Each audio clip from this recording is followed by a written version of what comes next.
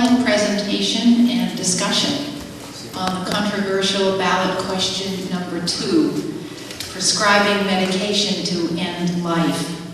My name is Susan Morrison, and I'm a member of the Marblehead Ministerial Association, and I'm delighted to be the moderator for tonight's event. I want to underscore that this is not a debate, but rather a presentation, and will be one, hopefully, that will be informational so that we can all leave here better informed about this important question. I want to thank my clergy colleagues in Marblehead for their unanimous support of civil discourse, especially when we find ourselves differing on important issues. It's a real privilege to take our democratic process seriously. I also want to thank Temple Emanu-el for hosting the event this evening. I want to thank the panelists for their presence and for your wisdom on this issue. And I want to introduce you all to tonight's panelists. Following the tradition of the presidential debates, we did a coin toss before the beginning of our evening. Our first panelist is Dr. Suzana Makowski, a palliative care specialist on faculty at University of Massachusetts and co-director of their program. There she mentors and teaches medical students, physicians, and nurses in the fields of palliative care and end-of-life care, culturally sensitive and patient-centered care, on tending to suffering, and on the role of spirituality of medicine. Dr. Makowski also is the chair of the Pain Steering Committee and a member of the Ethics Committee at UMass. Dr. Makowski will speak in favor of question 2. Our next panelist is Dr. Kerry Pound. Dr. Pound is a pediatrician in the emergency room at Massachusetts General for Children at the North Shore. Dr. Pound studied bioethics as an undergraduate at Georgetown, and then as a Rhodes Scholar studied philosophy and theology at Oxford. She attended McGill University for her medical degree. She will speak for the defeat of the question. Our third panelist is Rev Wendy von Zirpolo, who is in her 7th year as a minister of the Unitarian Universalist Congregation of Marblehead. She's very active in social justice work, including anti-oppression, anti-racism, and multiculturalism. She's also very involved with special needs community in the greater Haverhill, Massachusetts area. A graduate of Boston University School of Theology, she lives in Gloucester. Rev von Zirpolo will speak in favor of question number 2. And our final panelist is Rabbi David Meyer, who has served Temple Emanu-el since 1992. He's known for his wide variety of commitments to community activities and organizations on the North Shore. He is also the author of an acclaimed textbook on Jewish ethics. A graduate of Harvard Divinity School, he is currently a doctoral candidate at Spertus Institute, Chicago. Rabbi Meyer will speak for the defeat of question number 2. So let us express our appreciation for the panelists and for their preparation for tonight's format will include a presentation by each of the panelists, followed by a brief time of questions and answers.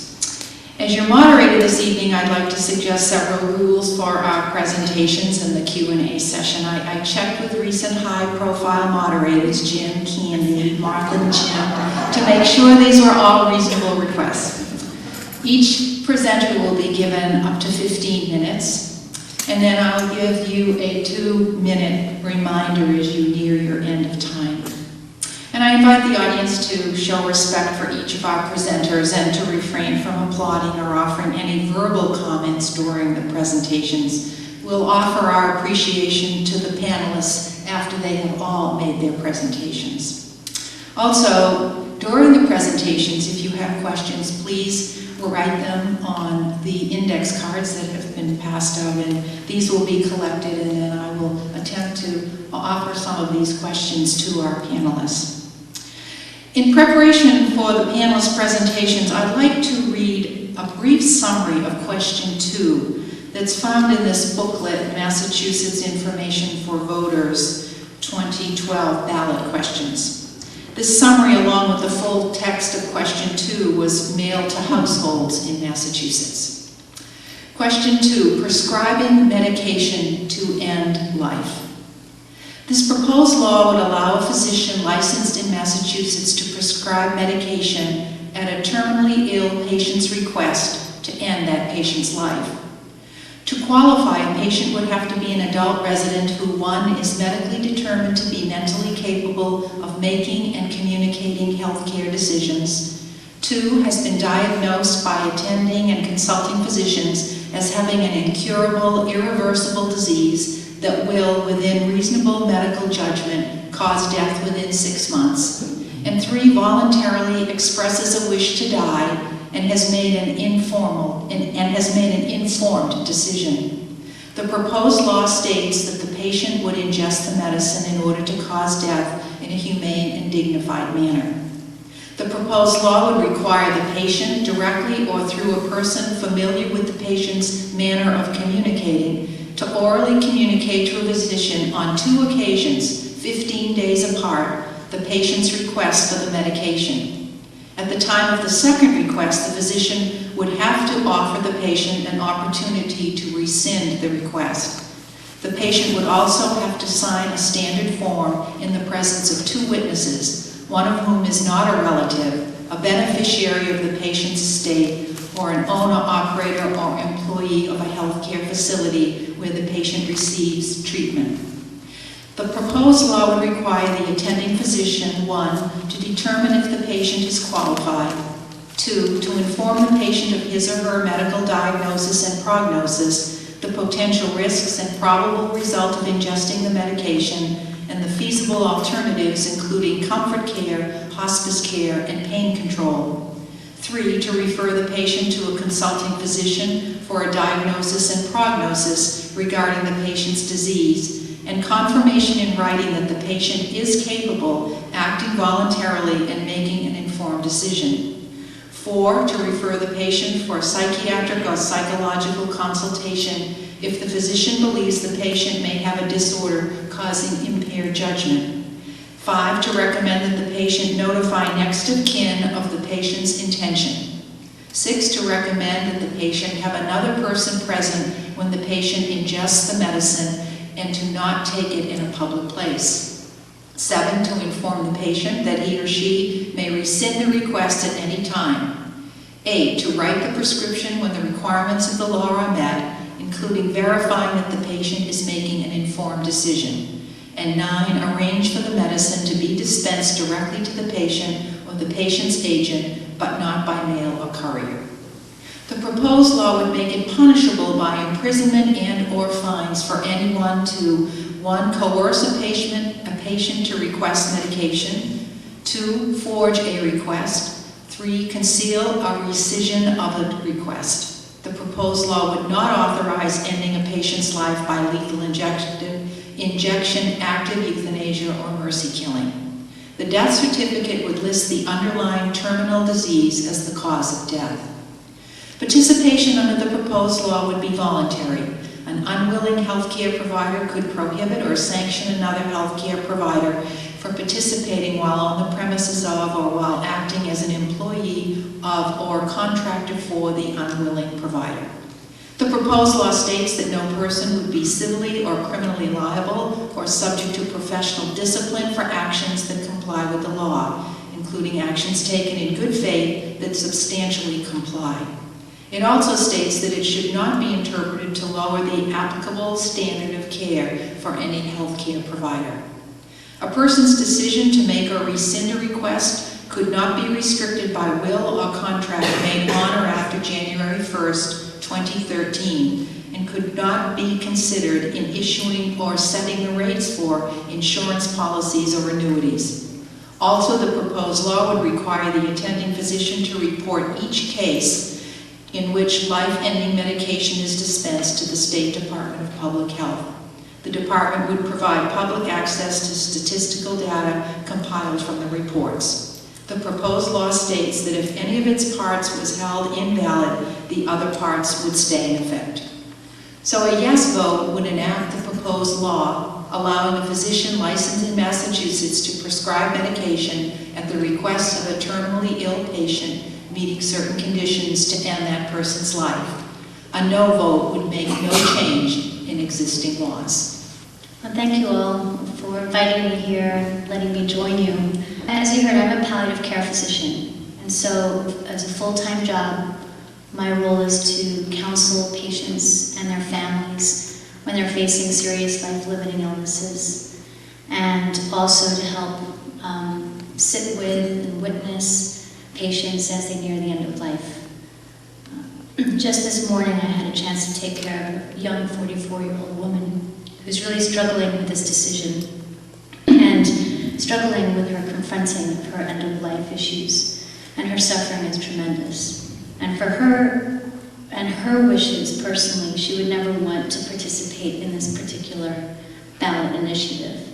And this is one of the things I really want to emphasize, is the ballot here is about choice. It's about choice for the patient. It doesn't mandate that every physician has to participate in this. It doesn't mandate that pharmacies have to participate. It doesn't mandate anyone to have to be a part of this personal choice for the individual at hand. And one of the aspects of this is a lot of people talk about how the alternative to this is to provide exceptional palliative care. In the palliative care community nationally, I would say there's a split, just like there is probably here and many other places, as to personally how physicians feel about this. And some of the palliative care physicians are in support, and others say, I could never partake in this. It's against my personal ethic, it's against my view of what it means to be a physician. And so the Academy of Hospice and Palliative Medicine has taken a position nationally of informed neutrality to respect, again, the choice of its members. One of my mentors in medical school was Timothy Quill, and I don't know if you've heard the story of Tim Quill.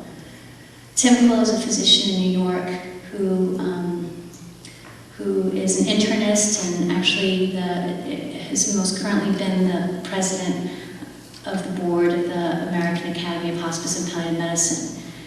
And a number of years ago, he had a patient of his who was facing the end of life, and she was actively dying. And with Tim Quill's help, her symptoms were addressed. She was not in pain.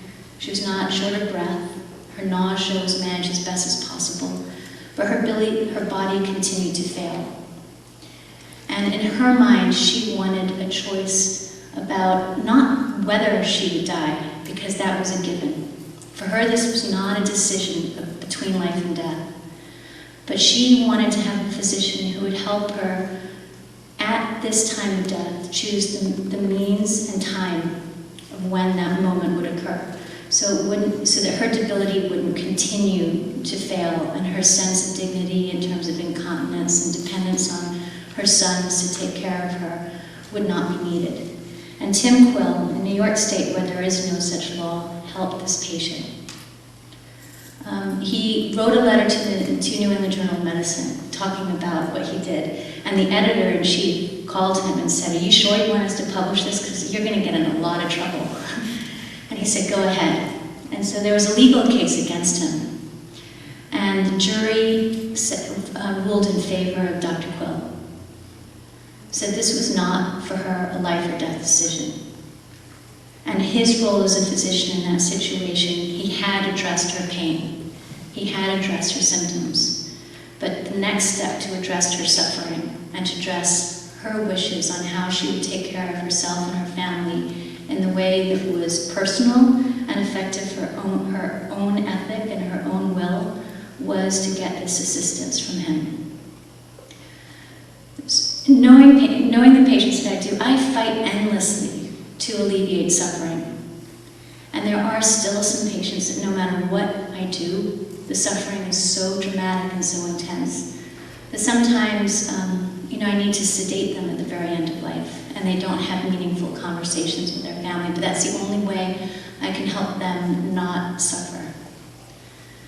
And there are other patients who earlier on are asking what other options are there, and right now I have no choices to offer them. What this discussion and this bill here is not one that is an easy out. It's not an exit strategy in terms of I'm going to avoid what's happening. I think in some ways, I've had other patients who've had this conversation with me, and because I've had the mentorship, I go there with them and say, what are your fears? What are the things that you need help with? And in some ways, one of the things that I think this ballot does is it encourages physicians to go there with their patients, to listen to their fears, to address their suffering, to anticipate their needs, and hopefully to avoid the need for someone to actually go through with taking this medication. Right now, a lot of patients who come to me and talk to me say no one else would talk to me. They'd say it's illegal, I don't even want to go there.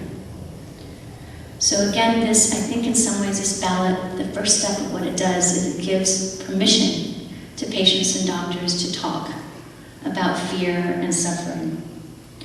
Another argument against this is that we as physicians are first and foremost really about healing, and that what we need to do is cure, and what we need to do is heal. In my profession, I don't do much curing. I'll take care of a pneumonia or a urinary tract infection, but I'm there to be with a patient and to alleviate their suffering. One of the founders of the palliative care movement, Dame Cicely Saunders, she put on the cornerstone of St. Christopher's Hospice in England, a quote from one of her patients, and the request was, "Watch with me." And this is very much the role that I play. And in that, I think Eric Cassell and others have stated that one of the principal roles of physicians is actually to alleviate suffering. And I think for some patients, certainly not all, this is the way that fits best with their particular choice and their particular ethic. That being said, one thing I share with my patients, and I often bring a chaplain and bring clergy from the community to the table, because I tell patients too, I am going to help you make a decision that's best for you personally. And my role is to alleviate suffering, and I want to make sure that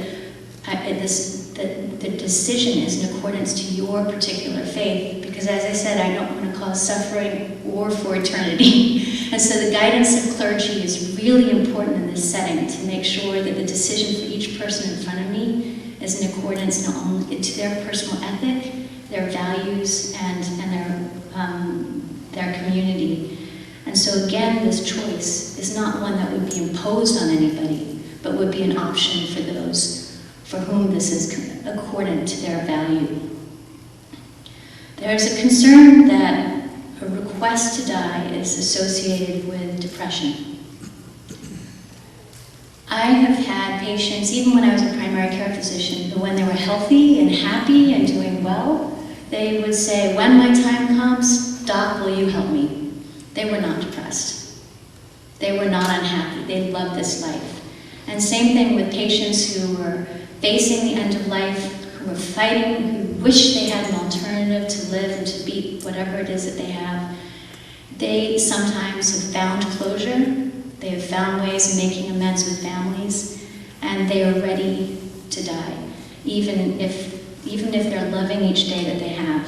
So this argument that this is associated absolutely with depression, I think, is false. And actually, the thought that maybe someone is requesting this out of a place of depression would be a reason why we wouldn't be able to prescribe the medication. The argument around slippery slope, which you might hear too and is promoted in the media, is also one that I don't know how much data there is around that. In Oregon, we have 15 years of data, and there's no documented case of abuse of this process. Is there risk for it? There's risk of just about anything we do. We sell alcohol. There's risk associated with that. People have choice for self-determination, and not everybody makes the right decision, but there are 16 safeguards in this law to help prevent that from happening. Regarding the aspect of prognosis, which is one of the other things that doctors are terrible at prognosticating, which I can attest to as well. The research out there that especially is quoted from Nick Christakis, and he probably has been one of the leaders in collecting and collating the data around prognosis, is that we are terrible at it, but we're we're especially terrible at it for diagnoses such as dementia. And patients who are facing dementia won't be eligible to participate in this law. And the reason why is because at the time at which their prognosis is 6 months or less is deemed by the fact that they no longer would have the cognitive capacity to make the decision or the physical ability to participate in the process of this law. The diagnoses that would be most likely associated with the use of this are advanced cancers and settings like that, where we tend to be over-optimistic. There were studies done that when physicians said, we think this patient has 4 months to live, on average that patient lived 2 weeks. So the prognostication argument, I think, actually speaks and is one that is confusing.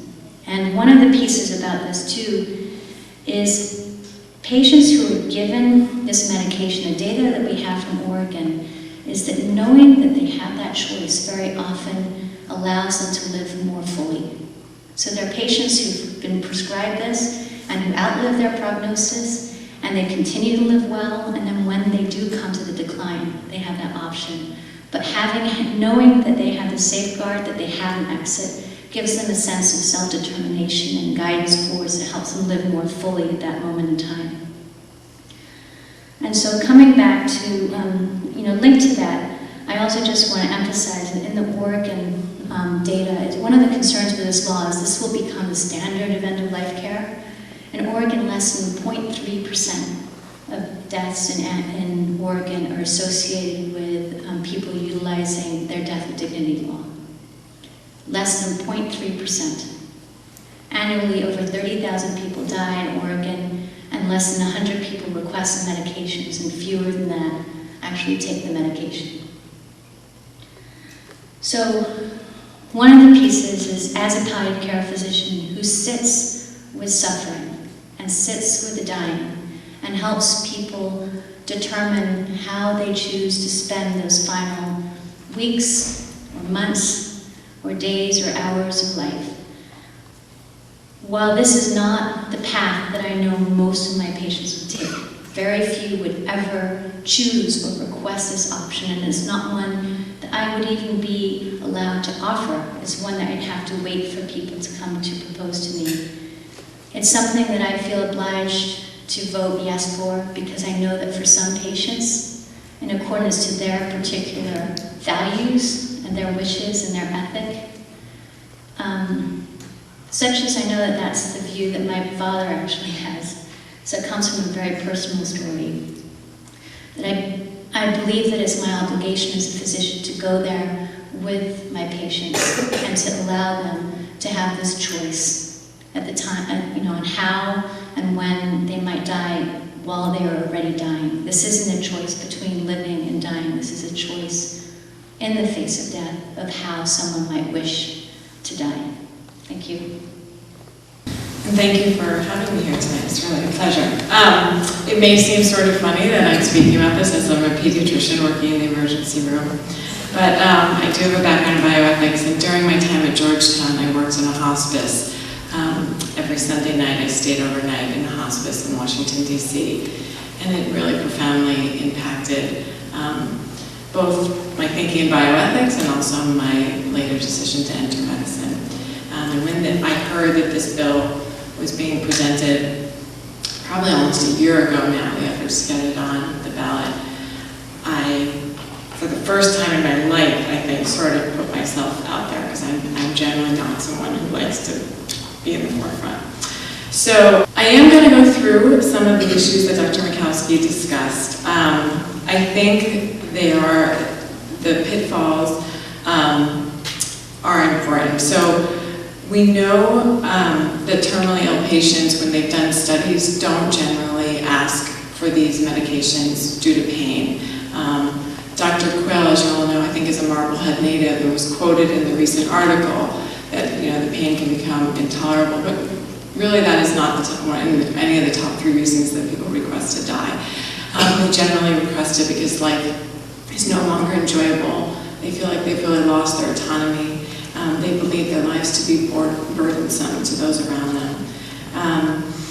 And I think, those symptoms are very similar to someone who is depressed without a terminal illness. And so this bill does not mandate the psychiatric assessment. And it's just a strange thing. Why would you not have a psychiatric assessment of someone requesting suicide, which is really so against our drive to live generally. So even at the end of life, there's no reason to devalue people who are requesting suicide and not do what would be a norm in any medical practice, and give a thorough medical assessment as they grapple with questions of mortality. Secondly, the 6 months to live issue. I think all healthcare providers have just experienced that desperately ill patient who lives for months, even years longer than expected, and the patient who you assume will live for quite a while after the diagnosis and dies really quite suddenly. And the reality is that we're not that great at predicting it. And in hospice care, one of the arguments is used, well, we do this all the time when someone's admitted to hospice care. You have 6 months to live, you're admitted. But the result of flawed forecasting is that a person is discharged. The result of flawed forecasting here and someone taking a lethal medication dose, of course, there's no going back. And I just came across an article today written by Senator Kennedy's widow about being against this bill. And, for her, Senator Kennedy, I guess, was given 2 to 4 months to live. He lived 15 months. And she said, during that time, he cast a vote in the Senate that predicted payments to doctors under Medicare. He made a speech at the Democratic Convention. He saw a candidate he supported elected President of the United States. He attended his inauguration. He received an honorary degree. He chaired confirmation hearings of the Senate. He worked on the reform bill. He threw out the first pitch on opening day for the Red Sox. He introduced the president when he signed the bipartisan Edward Kennedy Serve America Act. He sailed his boat, he finished his memoir, and he got his affairs in order. And it's just another example that we are not good at predicting 6 months or less, and the results here are obviously permanent. So we often say that this is the compassionate option, but the way that the bill is actually formulated, it's quite isolating. Again, it doesn't require any family members be informed of this decision. It doesn't require anyone to be present at the time of death. No one. No medical personnel, no witnesses, absolutely no one. And as she was reading the actual specifics, she may have heard one person needs to not be an heir. So the other person witnessing the request can be an heir, which is interesting because even in the law that we have regarding wills and that sort of end-of-life issues, no one who is an heir can witness to a will. And so in such a major decision as this, it seems quite strange that an heir could be present to witness this. For me as well, the lack of oversight safeguards to this medicine, the fact that I can just fax the prescription to CVS, who makes mistakes, between amoxicillin and azithromycin, and then grandma can send her teenager down to go pick up the medication, and I am in the emergency room and I do deal with overdoses all the time of teen suicides. It's just really problematic for me that there's no one overseeing this medication, the dosing, the handing out, and the administration. And it's hard for me to understand how it's compassionate to leave a person alone to die. So the real fallacy for me of this bill is that it presents suicide as just one option among many others of pain control and all these different choices that patients go through during the end of life. The reality is, though, most physicians do not feel that this is just another option in treatment. We take an oath to do no harm, and most of us realize that in enabling a person to kill themselves, we're really corrupting the foundation of medicine. Both the Massachusetts Medical Society and the American Medical Association have come out against assisted suicide, physician-assisted suicide. They note lack of safeguards in these bills, particularly for the patients. There's lots of safeguards for the physicians. We're never going to get sued, but there are not a lot of safeguards for patients. And there are a lot of options for people at the end of life. And it just corrupts the underpinning. The other thing is that, it's often presented as kind of a right, but rights don't exist in vacuums. They come with corresponding duties. And although, there's this conscientious objection, and, you won't have to do this as a doctor, they're placing the duty to participate in an accomplice in a killing on the medical profession. And it struck me how odd that is. Because really, why should it be medicine? Why should it be physicians? Why should it be the healing profession, the profession I have chosen this career to be with patients suffering to heal them? Why should we be the accomplices in the killing? Why couldn't it be police-assisted suicide? Why couldn't a policeman come to your house, give you a loaded gun, show you exactly how to point it, where to point it, maybe even get it all set, and all you have to do is just hit the trigger, and it would be set up. And frankly, it would be faster and easier in some ways than taking all these medications. There's really, I think the only reason it falls on physicians is it validates suicide. It lets suicide become a medical choice, a medical procedure, but it's not. As doctors, I think we meet patients at their most vulnerable when they feel undignified in their johnnies and scared, and they have a lot of trepidation as they sit before us. I personally, sitting in my johnny, having been sick, it's horrible. You don't feel like the professional you are. And I think as physicians, it's really our job to meet the person in front of us, to recognize their humanness, and to help bring them back to their own dignity, to help them realize maybe in some ways their life is never going to be the same. They are not going to ever regain a capacity that they've lost. They are going to be heading towards their natural death. But as physicians, we're there to walk with them down that path and to help them regain their dignity as they go down that path. And I do think that happens for everything. I mean, we deal with icky, smelly, yucky things that other people may recoil from. And we're really called on to always look at the person in front of us and recognize their amazing dignity because they are human. Compassion literally means to suffer with. And Dr. Makowski talked really beautifully, actually, about really being with her patients. And I think as doctors, that's what we are called to do. We are called to suffer with them. Some of us may do it better than others, but we're not supposed to desert them and enable them to kill themselves alone. And I really feel that we should be demanding of our physicians to be better at compassion. We should be demanding that our medical students be schooled in palliative care better, to be learning compassionate care, and to stay with their patients. I really feel as though if we support this bill, we as a society we're ushering in a new and a corrupt culture of medicine, and one in which the underpinning of medicine that do no harm is eradicated.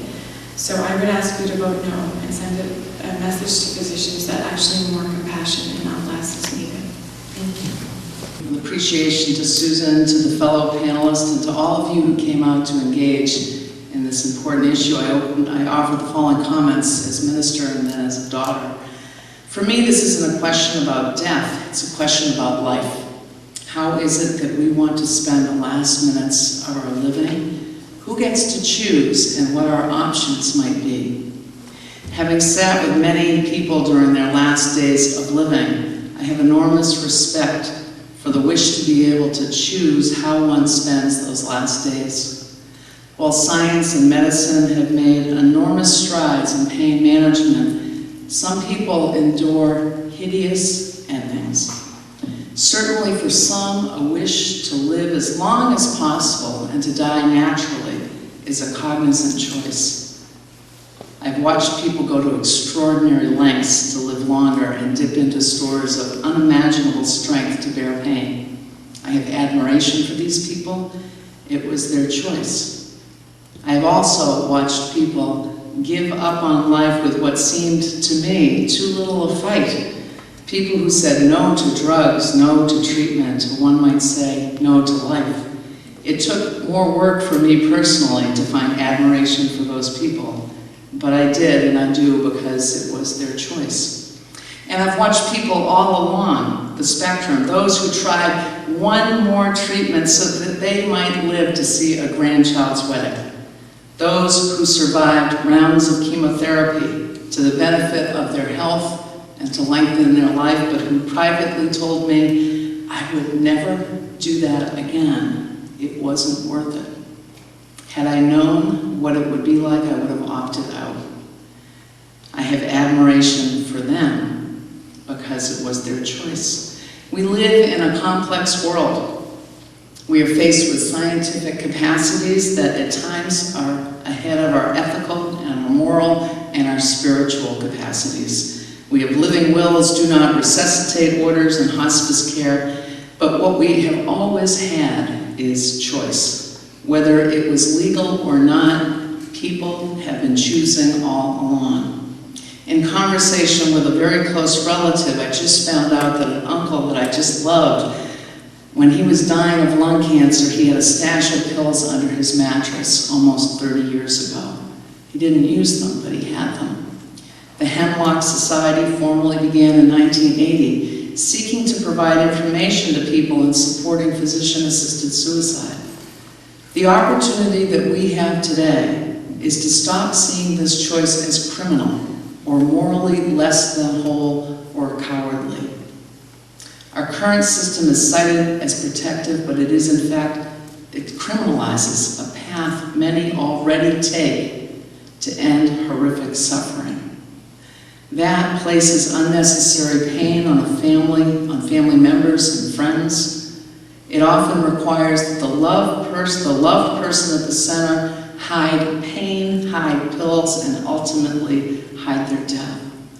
All of this at a time when in the healthiest of circumstances, we want to be surrounded by those we love, supported in all we wish to do, and physically, literally, held as we complete our living.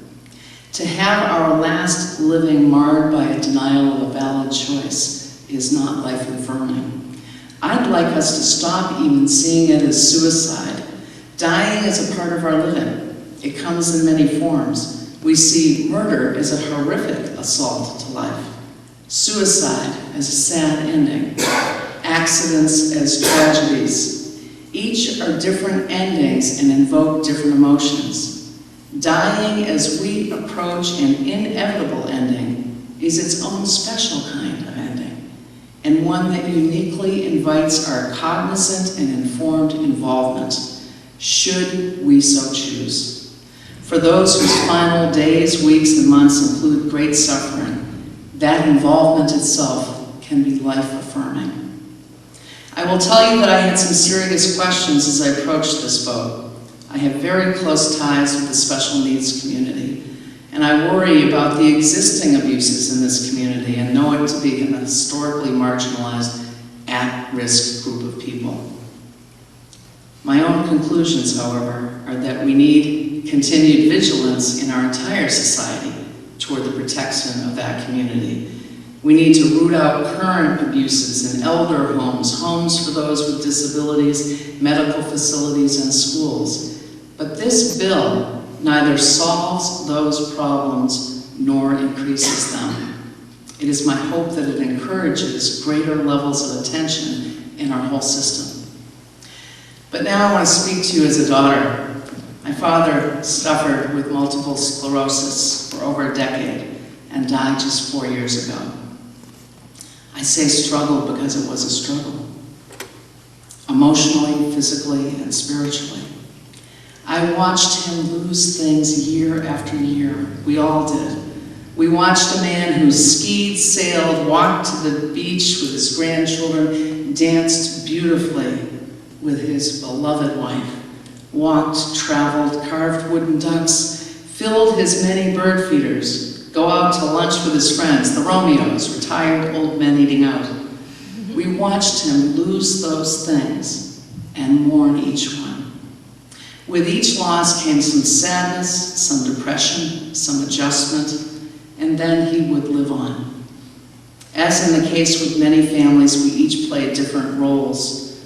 My mother, his beloved, still danced alongside him as beloveds do, focusing on what he could do, how to support him best, even learning to administer shots and other medications.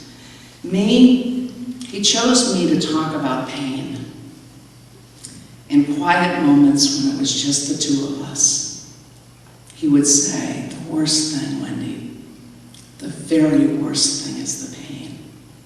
It could be hideous." He told me once that he had a stash of pills. I'm the only one he told. All I did was listen. He told me that his doctor knew.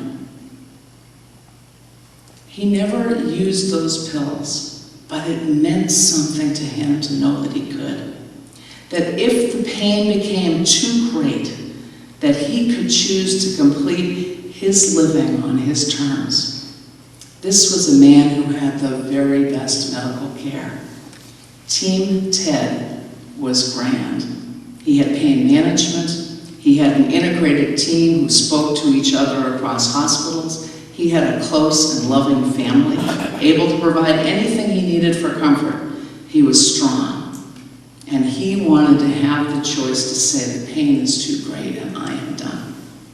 Was he depressed? Who wouldn't be? And that depression was treated during his illness. This bill invites a close look at that kind of depression. But I also want to speak about our rights to our feelings. Depression from a loss of ability to travel or the loss of ability to ski is something to seek help in getting over. I think we can all see that. Depression from the loss of driving, the loss of dancing with your beloved, that's harder. But surely help getting past that sadness is welcome too. Depression from losing the use of your legs or being able to speak. Now we're in tricky territory. That's pretty depressing even to say. I think folks in that territory have some heavy lifting to do, and I hope they want help doing it. But I can't say that you ought to get past that.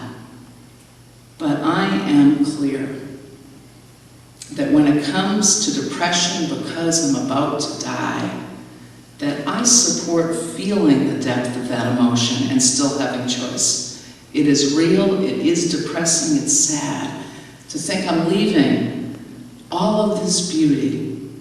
I cannot find anything to be fixed there, though, or gotten over. For me, the worry that someone's depression at that point will cloud their decision is one thing, but the answer isn't to change the depression. It's to be sure that they are clear on their wishes as they move forward. The assumption should not be that they are choosing to end their living because they are sad, and that's not okay. A couple of weeks before my dad died, I watched him in agony at the hospital. He then slipped off into a non-responsive state. After some days, hospice was engaged and we were preparing to have him moved. Suddenly, he popped back into our lives. He lived on for a bit more. Did we take advantage of those moments? Each and every one. We treasured them. But had he chosen to use his pills those 2 weeks earlier, who would have been robbed? Us for not having those final goodbyes. Us left wondering, what if a discovery were made this week for MS? Me because I wanted then and I want now my dad to live forever? For me, the spiritual question is not how can it be okay for any one of us to decide when to end our lives. Rather, it is how can each of us find the generosity of spirit and the strength to affirm when a loved one says, "It's time to end my suffering. Please tell me you love me, and then show me by letting me go." Thank you. We're going to come down on different sides of the argument. However, I can tell you that were someone I care about under either of your care, I would consider that a blessing. And that's why we can have a conversation that doesn't need to be a debate. We will perhaps find ourselves in the same room around the same bed sometime. And regardless of where you might fall on this, is not a measure of your compassion or your intelligence or your commitment to either your loved ones or your profession. I don't want to spend my time refuting each, even though I got to be the last because I won the coin flip, refuting each of the, I don't refute anything that Wendy said. I don't refute love and care and compassion.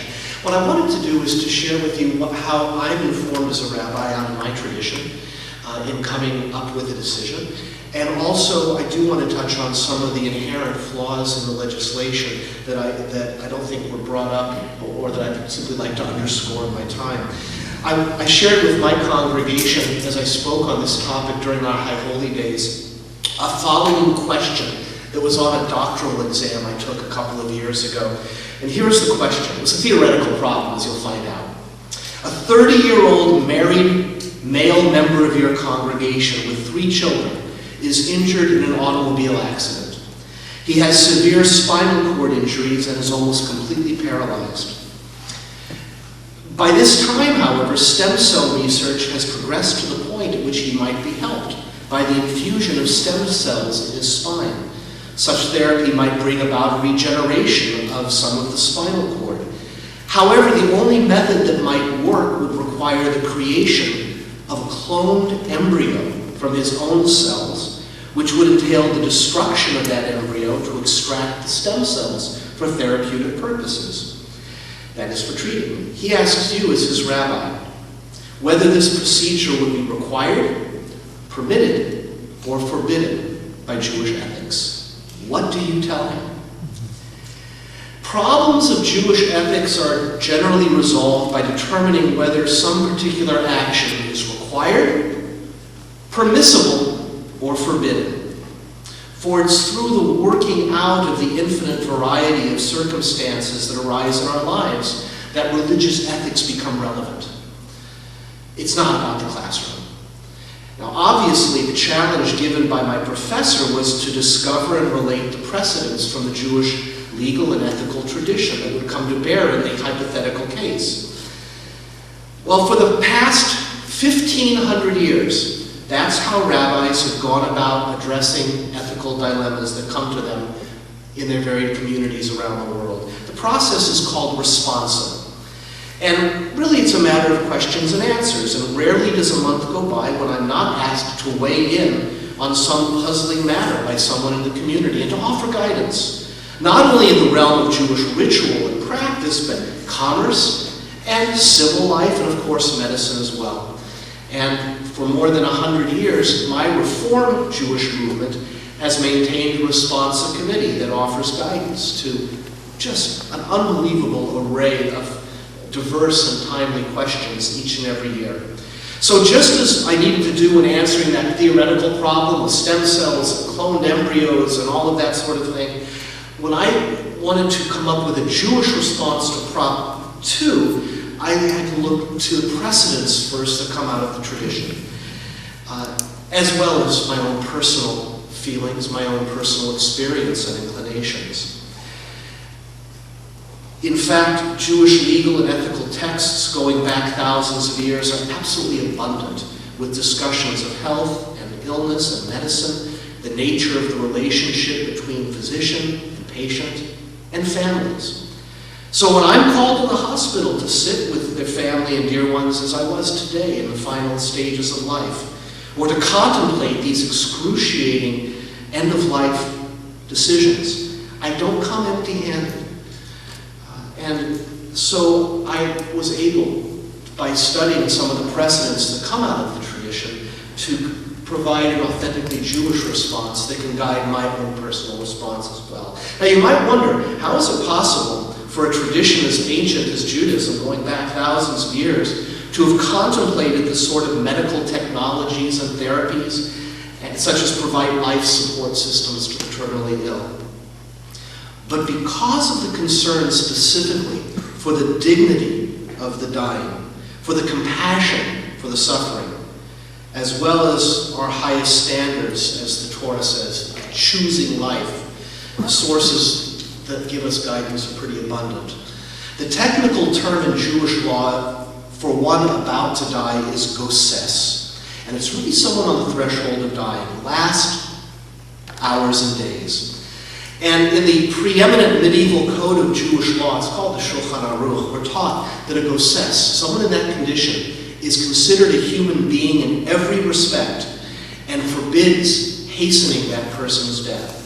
And it's interesting that the code specifically mentions the forbidden actions such as removing the pillow from beneath his head or closing the patient's eyes, announcing his passing to the town, or in a manner that reflects some of the more superstitious beliefs, you're not allowed to place feathers or the keys to the synagogue under the patient's head, whatever that was supposed to do.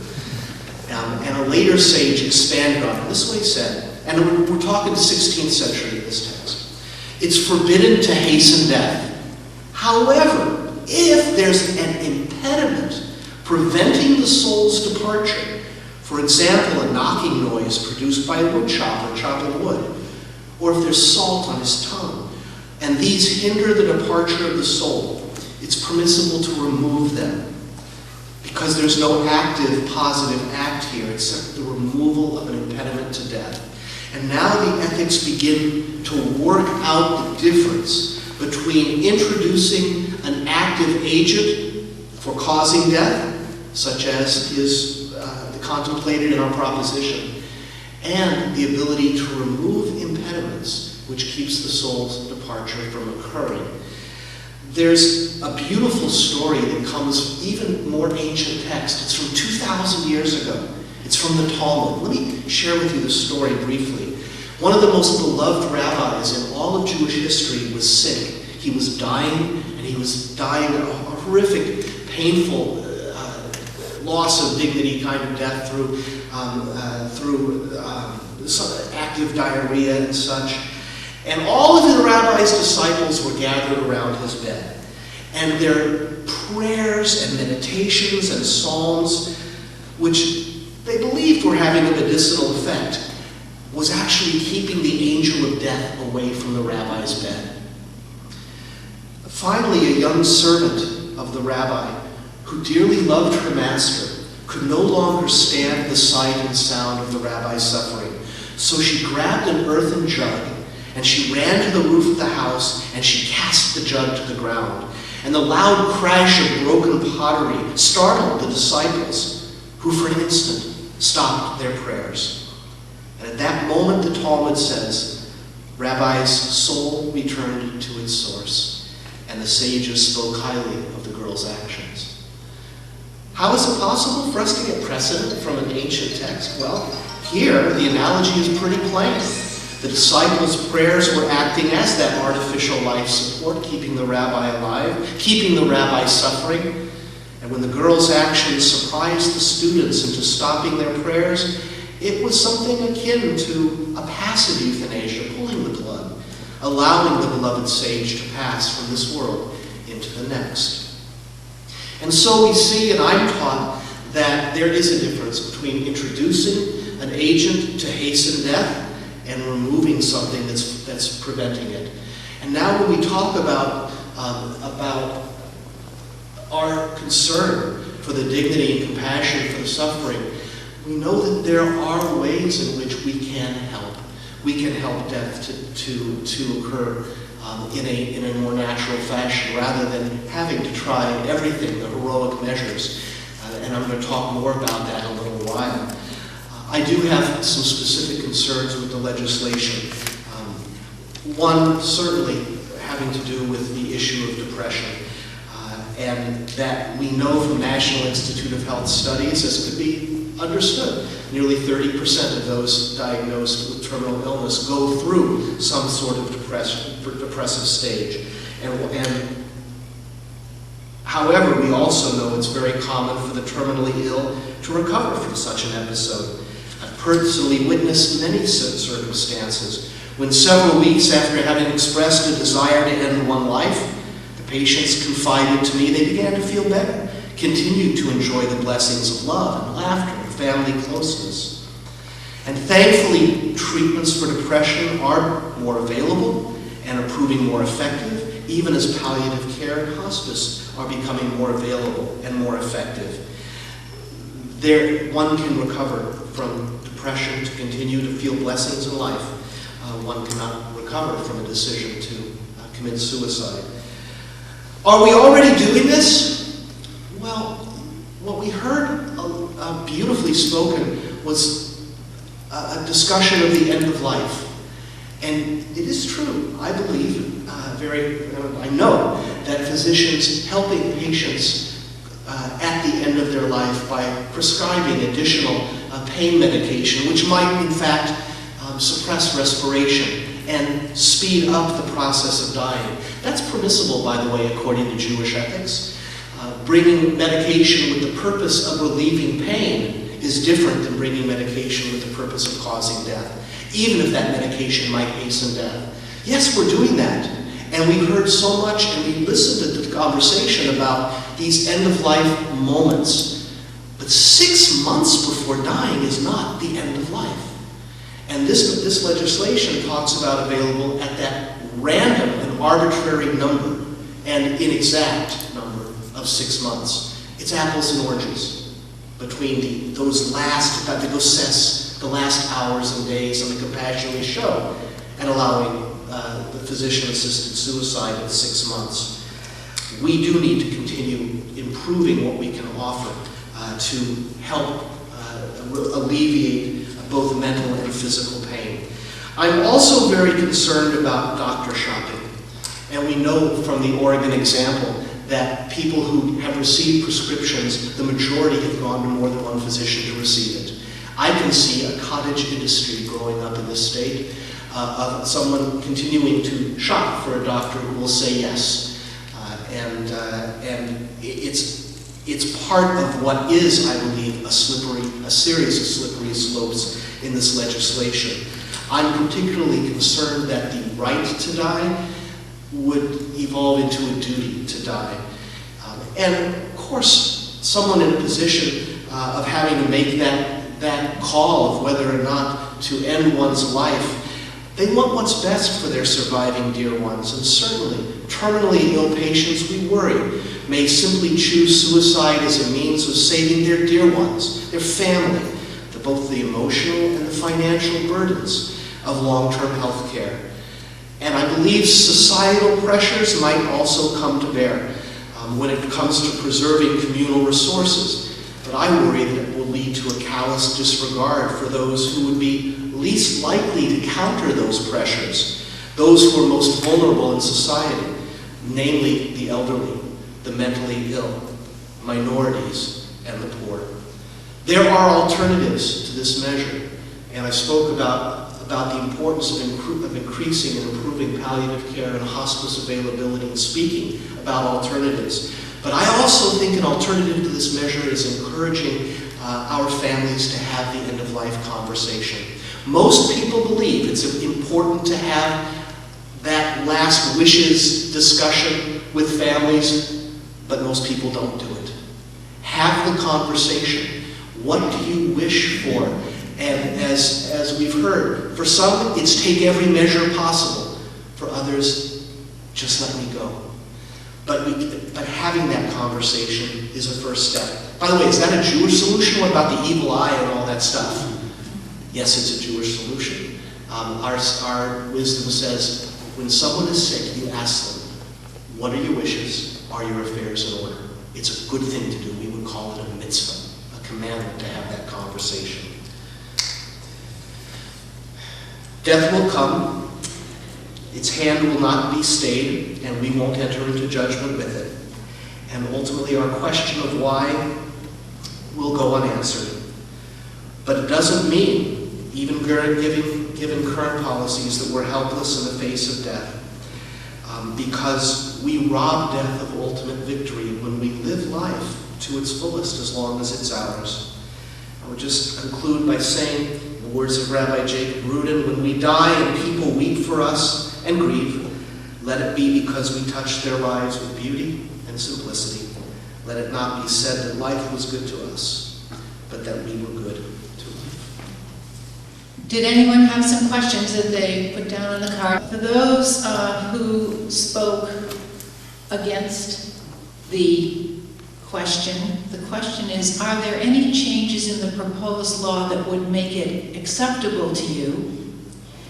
And those who spoke in favor, are there any changes you would prefer to have in the proposed law? Generally, I think you got from my thing that I wouldn't be in favor of a law that physician-assisted suicide. However, I can understand how people do come to that decision. This particular law, though, with its flaws, makes me nervous. And looking at across the ocean, let's say in Switzerland, where they do have physician-assisted suicide, there are many more safeguards for patients. There is a member of the government present at the suicide. They mix these capsules into a liquid for the patient to drink. They ensure the patient drinks every last ounce of it themselves. They videotape the entire thing, and they document. So to me, I am not in favor of this, and nothing actually could change that, but to me, that is a safeguard. There is someone present, there is someone documenting, there is someone videotaping, and there is no possibility of the medication falling into the wrong hands. Yeah, would there be a possibility of a physician-assisted suicide bill that I would be in favor of? That's how I'm interpreting the question. And there are so many additional flaws in this that I didn't bring up that it would really have to be starting very much from scratch in terms of understanding how does the process happen. Again, the whole area of active euthanasia is extremely problematic to me. So I wouldn't say there's no way that I would ever be in favor of it, but I've not imagined a version of this bill that could simply clean up a few of the rough edges. I think it's flawed to its core, again, for reasons I didn't even go into. The other thing I just want to say, if it passes, it's the law. It can't get changed. That's it. There's no legislative oversight of it. It's done. Okay, and those of you who spoke in favor, are there changes you would prefer to have in the proposed law? Okay, so I guess my first thing I'd like to do is just respond to a couple of things that were shared in terms of, one is in terms of the piece of being alone. A patient doesn't have to be alone. Someone can choose to have anyone at their side. If they want a physician at the side and the physician is willing to be at their side at this time, they're able to have that person at their side. So it's a matter of choice. The picture of the pills, again, those pills are also just like in other places opened up and mixed in 6 ounces of water and consumed in a liquid slurry, not in 100 individual capsules. And the law is based almost identical to the existing laws in Oregon and Washington that have 15 years of experience and that have shown no evidence of diversion of these medications or misuse or abuse of the stepwise process in it. Would I want anything changed? Now this is a tough one. In Canada, some of the places in Canada just recently passed a similar law to allow for death with dignity. The debate that happened there was not whether or not this should happen so much, but what about the population that you're so interested in, which is a lot of disabled people. In this law here, this isn't going to cause disabled people to suddenly get the prescription, because you have to have 2 physicians verify that cognitively someone can access it, and 2 physically that they'll be able to take the slurry. And the debate in Canada was, is this a law a detriment to people with advanced ALS, or multiple sclerosis, or advanced dementia from having an out? In the United States, we need safeguards. We can't go to the extreme to help facilitate everybody who might want to have a choice. And so this actually limits the option for people who are suffering but are unable to drink or lift the slurry themselves. So would I change anything at this point in time? I wouldn't, because we need the safeguards. And yet I'd also recognize that there are going to be many people who might choose to find another means to allow the time and place on how they would access this option, who will never be able to have access to it even if this law passes. So that's the one piece that I thought I'd share. Dr. Makowski actually responded to one of the questions was, is it true that the prescribed medication equals some crazy number of pills? And you sort of explained how that is to be handled. Another question, if family members disagree with the request of the patient and the decision of the physician, is there an appeals process provided? No, it's the patient's decision. Like in anything in medicine, really, it's the patient's decision. So no, the family cannot appeal. Underscore the importance of having that conversation. I mean, families don't agree on even what a memorial services should look like. So it's a great question, but the answer is probably not going to be legislated. It's got to do with family systems. And I know that's something that we encourage, is having the conversation early, making sure people are clear about what your choices are when you're in a position that you can share what those choices of yours are. Another question is, if it is a good option, why can it not be the cause of death on the official death certificate? The reason why this shouldn't be the cause of death on the death certificate is because the cause of death and the reason why someone would partake in this is because they are already dying of a primary medical condition. This is the choice of how and when they actually end up having that final moment, but it's not ultimately the cause of their dying. This is one reason why a lot of the people who are proponents of this recognize that this is not so much a decision for individuals as to their wish to live or their wish to die. And one patient shared, if I had a choice to live, I would, but I am dying. And this choice, this ballot would give me a choice on how those last minutes might occur. And this is exactly the reason why a lot of questions that came up in other discussions I've had have been, what would happen to life insurance? If we put down that the cause of death was the consumption of phenobarbital, that might cause all sorts of different insurance issues and pieces like that. In this situation, there are two physicians who are verifying that a patient is currently in the process of dying from a documented medical condition. And so that is the cause of death. And so it's a safeguard for the patient.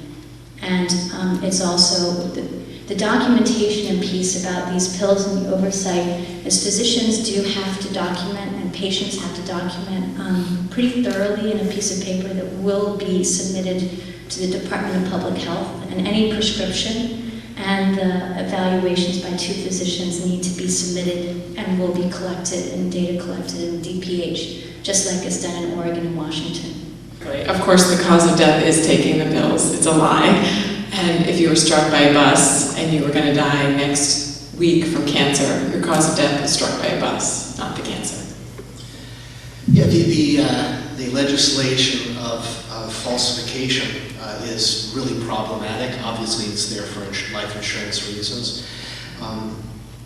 Interestingly, according to this legislation, aside from the ability to write and then receive the prescription, the state takes no interest in the cause of death. Because the patient can be alone. There's no witnessing that is required. So ultimately, no one will know, and the state's not interested. And that's, again, to have what is clearly a falsification in terms of cause of death. Now, certainly, deciding to take the pills, there's motivation for doing that. We know what the motivation for. Well, we might. Perhaps it was again, we're not talking about the World Depression or anything.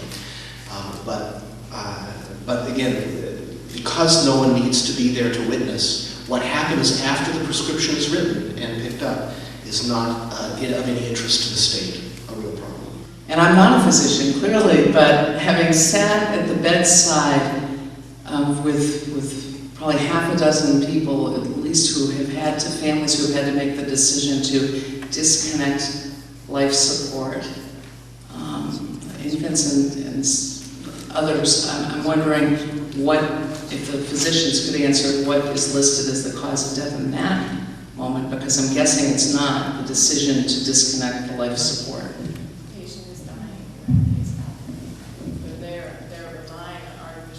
But So they're dead without it. So to take it away. yeah, I'm not debating, I'm just asking for a clarification on it. So it would be the same. It's their disease. Thank It's you. their disease. Who should hold the moral authority to tell the individual what choice to make? In this situation, the law asks that the patient request the information as to whether this is a choice. This is not something, I have these conversations with patients every day about how and when and who they want to have at their side at the time of death. This law would not ask me to present this as an option. Instead, it would allow me, if a patient asks me, is this an option? How would I address it? So the moral authority comes back to the patient's choice once it's been determined that they have the capacity to make that decision. It's no one else's but the patient's. It's definitely, it rests with the patient. The one thing I will say is patients very frequently ask, "What would you do, doctor?" Very frequently. In a way, when you're making decisions with your patients, they do rely on you quite a bit. It is obviously, at the end of the day, their decision. And again, as I said, a right doesn't exist in a vacuum. It comes with the corresponding duty. And so they're making the choice, but they're making a choice that involves physicians. It's not just a choice they go and do on their own without anything that they've been given. We are accomplices to it. We're brought into this personal choice. What is the theology in this question in this room? The theology behind the question of prescribing medication to end life. Is there a theological basis?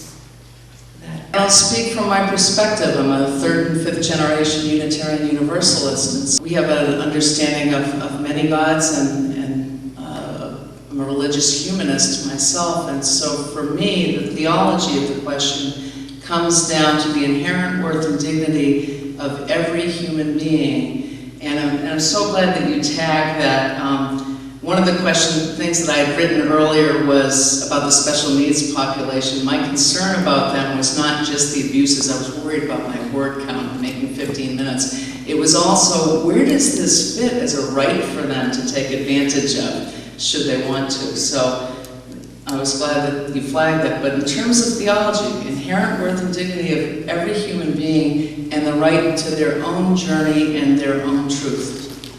And I would begin with partially the same response.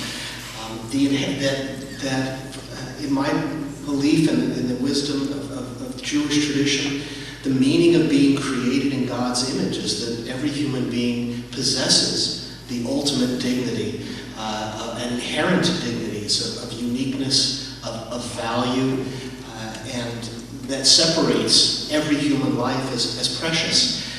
That preciousness of life doesn't end at the onset of illness or at the time nearing death. That dignity remains as part of the uniqueness of every person. I would also add that life and the life force as a gift from God, and for human beings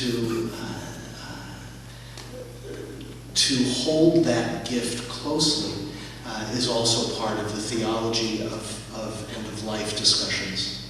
Another question that came forward is, after taking the pills, what happens physically to the person? How fast does death come? Is there pain?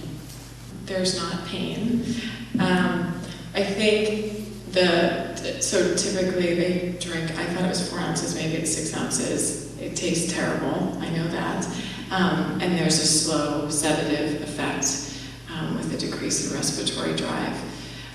I think death comes relatively quickly for the vast majority of people.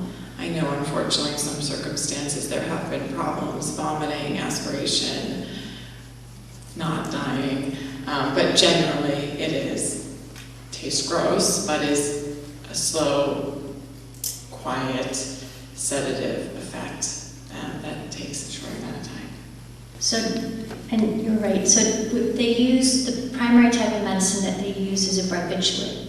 I don't know if you've seen the 1950s movies of women It's usually a woman who always has a pocket full of some kind of barbiturate that they take before a wedding, and they're a little bit slurry. This is a lot more than just the few pills that the typical movies of the 1950s that people would take. And what they normally do, just as described, as Dr. Pound described, is that within a few minutes they slip into a coma.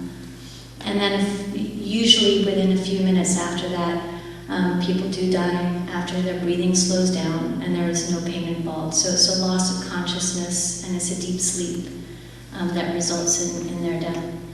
And there have been a few cases. So in the Oregon experience, because the Department of Public Health, they closely track this. And over the number of years, there's been a handful of what was called side effects. And the side effects were there were a few people who did wake up and vomit.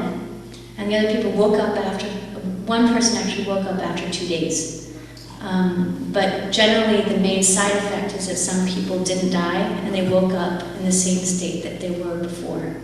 And again, of the hundreds of people, and there have been less than 100 people each year of the 30,000 deaths that occur in the entire state who've actually participated in this. And over the 15 years of experience, it's been about 5 people who've had one of those outcomes. So again, it's a very small percentage of the people who participate, and the main outcome is that they don't die and they're in the same state that they were before. How different is that than just giving someone a morphine drip? Isn't that pretty much the same thing? Great question. So in my field, I try and teach people all the time that comfort measures only, CMO is the term they use in hospitals, does not equal continuous morphine only. Morphine at end of life for a lot of people, especially if they have kidney failure, can cause increased pain, agitation, delirium, seizures, and so it's not the most comfortable way for all patients to have the best medication for patients at the end of the life. And yet, every day in hospitals across the state, physicians are increasing morphine drips for people without consent of the patient. And usually thinking, and this is part of the modus, the process that a lot of people are taking care of at the end of life. And this is one reason why I agree with people on both sides of the ballot that we need to improve palliative care overall and teaching on how to take care of people and address symptoms appropriately. But this concept that the current practice of non-consensual euthanasia using a drug that can cause more discomfort is a good alternative to a process where a patient has to consent, has to be able to do it, and using a medication that is much more effective with many fewer side effects is part of the piece that I think sometimes is missed in the discussion. A morphine drip is not the greatest way for someone to have be treated at the end of life. The question is that in some documentation there's a question about Nembutal as one of the medications that's used. And how different is it from those that are proposed in the law? So there are no medications that are specified in the law. It's going to be the decision of the physician. That's what's best for the patient. But Nembutal is a barbiturate. So it is a very similar medication to the Seconal. It's primarily used in Oregon. It just costs a lot more money. Which one costs more? The Nembutal.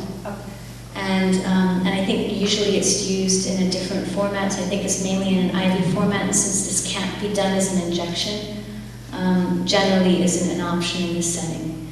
So it has to be something that can be taken by mouth to assure that the person is absolutely choosing the process.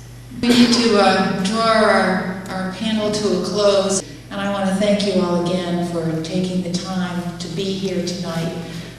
To hear both sides of this issue. Again, let us express our appreciation for this.